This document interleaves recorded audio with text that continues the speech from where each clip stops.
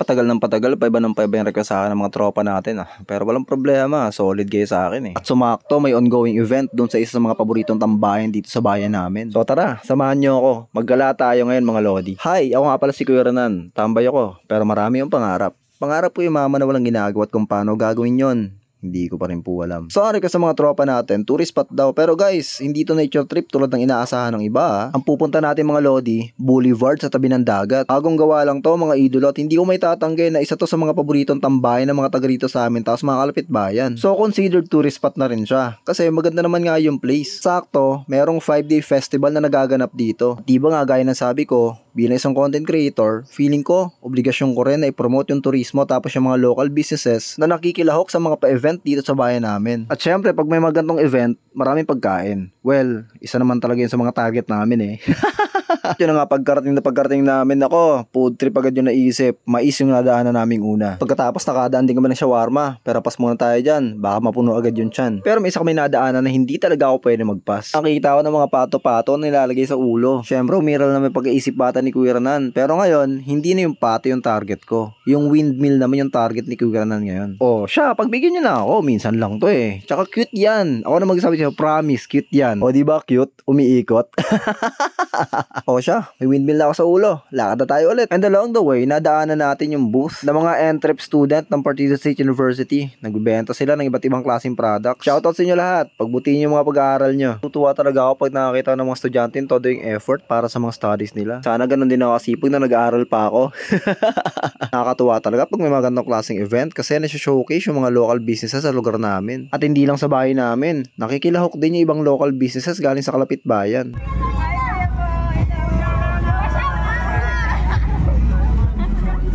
Kagay na lang kami pabalik. Naglilibot pa kaya kami.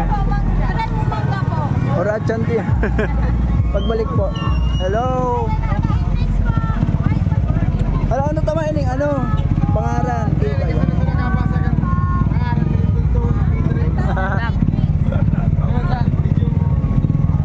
Kaya ng dalawang bus na to. Galing sila sa bayan ng Ocampo, Camarines Sur. Bale, dalawang bayan ang layo sa amin. Pero dumayo sila rito para makilahok sa event. Sa mga tropa natin yan na Bicolano, sila po yung Altea Cafe tapos K-Treats. Napaka worth it pong visit. At syempre dahil tabing dagat nga ginaganap yung event, hindi tayo bumaba sa dalampasigan. Hindi lang talaga kayang i-capture ng camera yung ganda niya mga Lodi Cakes. Pero ako na magsasabi sa inyo, kung nandito kayo, mapapakanta rin kayo ng See the line where the sky meets the sea. It calls me. Now joke lang. At habang gumagabi nga, mas nagliliwanag yung lugar at mas dumadami rin yung tao. Oras na para maglakad na naman ulit at maghanap ng malalamon. At para sa foods, naglipa na rin yung mga cute dito. Katulad nito. O diba cute? Akala mo chicks no? Magbago ka na kapatid. Handa ba naglalakad kami? Nayakag kami na isang tropa. Tikman na namin yung lugaw nila. Sabi ng mga matatanda, hindi daw dapat tinatanggihan ng grasya. Masama daw yon. Shoutout nga pala sa Lugaw Legend. More power sa business mo pare. And check this out, pink na burger.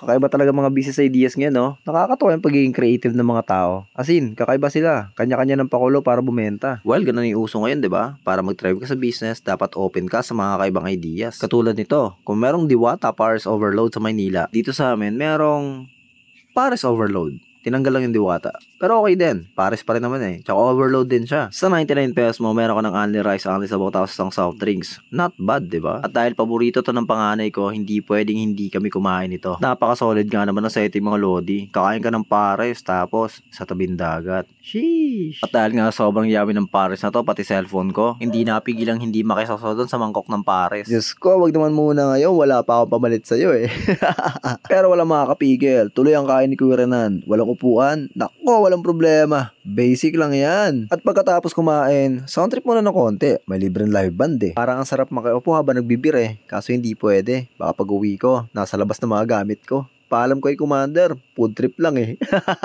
Siyempre pag uwi, hindi pwedeng wala tayong takeout para sa mahal nating asawa. Siyempre bibili tayo ng konting pastry tapos konting sweets. So kasi yung mga the best na pampalubag loob sa init ng ulo ng mga babae, di ba? Matamis. Shoutout po ulit sa K-Treats sa napakalupit at napakasarap yung homemade pastries. At lalong hindi pwedeng umuwi ng walang rice meal. At katabi ng booth ng K-Treats, yung booth ng Altea Cafe. Ngayong araw, biryani yung nasa menu nila. At legit, hindi pa ako nakapag-try ng biryani. So yun, sobrang excited ako. Tingnan nyo naman, unang tingin pa lang, halata masarap na. Shoutout po ulit sa Altea Cafe, maraming salamat sa inyo. More power po sa business. And shoutout din kay tropa nagpa-picture. Sobrang pogi ko raw kasi.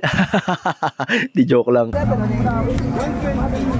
Nagbibenta rin sila ng homemade pastries at bilang suporta, bumili tayo ng isang pack. Itong maliliit na cupcakes. Ang cute, diba? Bago kami tuluyang umuwi, dumaan muna kami doon sa booth ng mga entrepreneur student ng Partida State University. Kasi trip doon ng anak ko ng bagong bracelet.